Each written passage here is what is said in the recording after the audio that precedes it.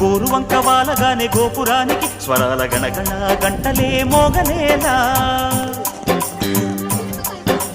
గోపబాలుడొచ్చినాక గోకులానికి పెదాల కిలకిలా పువ్వులే పుట్టలేదా బాలకృష్ణుడొచ్చినప్పుడే వయ్యారి నందనాలు నాట్యమాడగా వారసుణ్ణి చూసినప్పుడే వరాల వాంఛలన్నీ పల్లవించగా నందుడింట